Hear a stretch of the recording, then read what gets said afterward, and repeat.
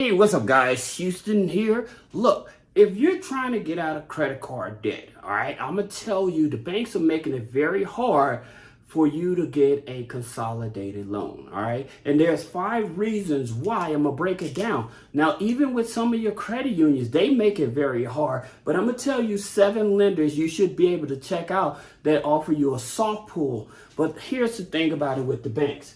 Number 1 is that if your your debt to income ratio, if your debt to income ratio is over 55%, they don't want to work with you. I don't care if you have an 800 credit score, all right? They don't want to work with you. They make it very hard for you to get a loan. That's number 1.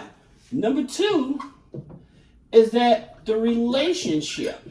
With some banks, they are really particular about the relationship. Now, one of the best relationship institutions that I like is Navy Federal Credit Union, right? But the challenge again, if Navy Federal sees that you're over a 55% with an 800 credit score, they won't give you a consolidated loan most of the time, all right? This is very true, and a lot of people may contest to this. Now, if you had a 580, right, but you had a low debt to income ratio, they'll give you a loan. It just baffles me. Put it in the comments. Have you ever experienced this? All right, so that's number 2. Number 3 is that you have multi-loans, all right? Meaning that you have more than one loan. So if you have more than one loan, some lenders look at you as a bigger risk, all right? So this is also something that you have to this is also something you have to take into consideration, all right? Now, number 4 is your income. Some of you guys may not have enough income to get a consolidated loan because they looked at you already maxed out your credit cards. Why are we going to give you a loan? So it just makes it very bad. Now, usually with a lot of lenders, I'm going to tell you a secret. Usually with a lot of lenders, in terms of qualifying for a consolidated loan, all right, usually they want you about here, all right, 60, 65, all right. Now, if you on Social Security disability or on welfare, you don't have $65,000 income, right? So, but this is one of the key things that they actually look at. So that's the reason, like I said, when you trying to get a consolidated loan, you may have to go somewhere bad credit, all right? Now, here's the crazy part. You may have bad credit, but you got good income, right? And even though you have good income, it doesn't matter to them.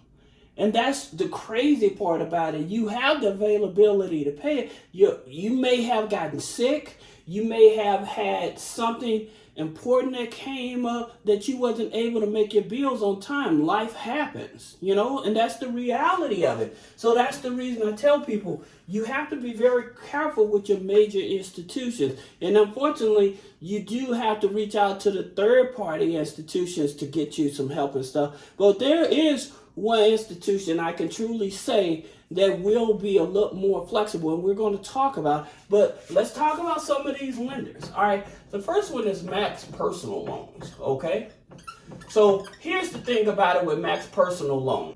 They offer up to $50,000. Now, here's the thing about it with Max Personal Loans. They're not in all 50 states. All right, they're not in all 50 states. Another thing is that they are a tribal lender. So when it comes to tribal lenders, they're not regulated by the federal government. They do their own governing because they're a sovereignty entity. And because of that, their interest rates is going to be much higher. So that's the transparency of this here when you're dealing with this here type of lender. All right. Number 2, you have universal credit. All right. So with universal credit, they offer loans from $1,000 up to $50,000. Now, here's the thing about it with universal credit. The thing about it is all of the loans I'm talking about, you can do a soft pull to see if you qualify. So you don't have to worry about getting that extra inquiry. But the thing about it with Universal, they are associated with Upstart, right? So in terms of the credit bureaus they're going to pull from, Personal loans, they use third-party credit bureaus as well. And I'm going to talk about that in a minute. But with Upstart Universal Credit, instead of them pulling from like your TransUnion or something, that they may go for your LexisNexis, okay? So they may pull your LexisNexis. Usually they'll pull a TransUnion Vantage 3, all right? But you won't see the hard pull on your credit, all right? So that's the reason why. So in terms of talking about these here credit bureaus, one of the things about it, like I said, you have LexisNexis, right? So after you have LexisNexis, then you have Teletrack, okay? Teletrack is an Equifax company. So just keep that in mind. Teletrack, if you ever taken out a loan online, Teletrack is an Equifax company that picks up your data and it shares it, sells it to these companies. It doesn't share, it actually sells it to these companies when you are trying to get a loan. All right. Another one company that's Equifax is DataX. It's also an Equifax company. So both of these companies are going to share your information with these type of companies. We'll talk about the other loans in a minute, but just so that you know. Then, of course, it's Factor Trust, all right? And yes, with Factor Trust being TransUnion, Teletrack, DataX, Factor Trust, yes, just like LexisNexis, yes, you can get your report so you can see actually what's going on the report, okay? So you have Clarity, and with Clarity, it's owned by Experian. Now, there is other companies out there that pick up your data and stuff like that and sells it to these companies as well, all right? But we're not going to go that far into it, but I just wanted to give you some idea of what's going on. Now, you also have Reprise, okay? With Reprise Financial, all right, they go from $2,500 up to $25,000. All right. Now they issue their loans through WebBank. WebBank, they're going to pull Experian. All right. So that's something you have to know. Now also, they will do a soft pull to see if you qualify for their loan. All right. So number four, you have Upgrade. Upgrade, they said from 1,000 to 50,000, right? With these type of lenders, you're not looking at, like Max Personal, you may be looking at above average on your loans, interest rate on your loans. However, with Universal Credit, Reprise, Upgrade, you're still going to be looking at what's average in terms of like with your regular banks and stuff. However, the best part about this is their DTI. The reason they're DTI for these here lenders, these lenders usually have a 75%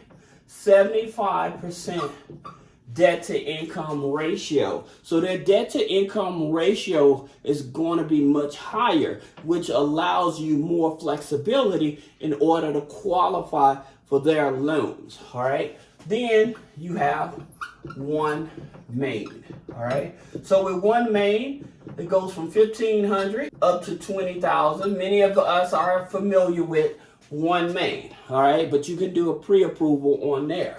Now, if you are a entrepreneur, a solopreneur, or you in the gig economy, then, and you don't have a regular bank account, but you are in the gig economy and you can show proof that you don't have a business account, but you do have a regular bank account, then you may want to look at Lendeska. All right. So Lendeska, they go from 500 up to 20,000 in terms of loan. All right, with no hard pull on the credit. Now, their criteria, minimum income is $20,000 annually, okay? Annually. So you're looking at what, about $1,500 a month or something like that. So you're not looking at over what, $1,700, $1,800 a month. You're not having to make a whole lot of money, basically, all right, in order to get qualified with them. Now, they are a platform. All right, but they are out there to help you as well. Then you have Funo, okay? Now with Funo, Again, they offer loans up to $10,000.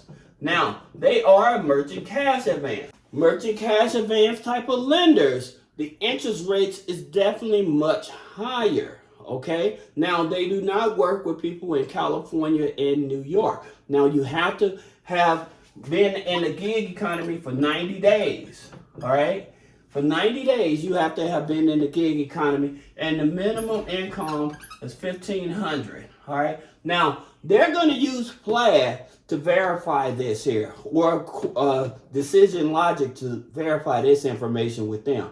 All right, but if you are in the gig economy, these are the ones that you want to look at when you don't have a regular business bank account and can't show proof, but you do have income coming in. All right, now here's the thing about it. Always tell you, before you even go after these here high interest rate loans, you need to go to Unclaimed, right? Unclaimed.org. You go there. With unclaimed.org, it's money that the state may owe you. So you choose your state, you put your name, your address in, and so when you put that in, it will tell you. And you can choose every state that you lived in, you can put your information in to tell you if they owe you money. All right, so that's one of the things about it, and then you can put a claim in. People are actually selling this as a service. They're selling this here as a service, and they'll call you up and say, hey, I've found your name and I found this here. We got money for you and stuff like that. And they're trying to sell it on to you, but you can actually do it yourself. So you may have loved ones that are financially struggling that they may have money here. Check everybody in the household. Make sure that if they have money there, that you all can collect that money. All right. Now, again, one last thing. Is always, you working a W-2, always check with your HR, okay? Check with your HR, file exempt. And the reason you want to file that exempt is so they can stop taking taxes. Now, there's only two reasons why they will not allow you to file exempt. One, if you owe back taxes. And number two, if you're not expecting a tax refund. Those are the only two reasons why you couldn't file exempt with your regular job. All right. Now, I hope that this video helps you. If I'm doing a good job, put a comment below and I'll see you in the next video.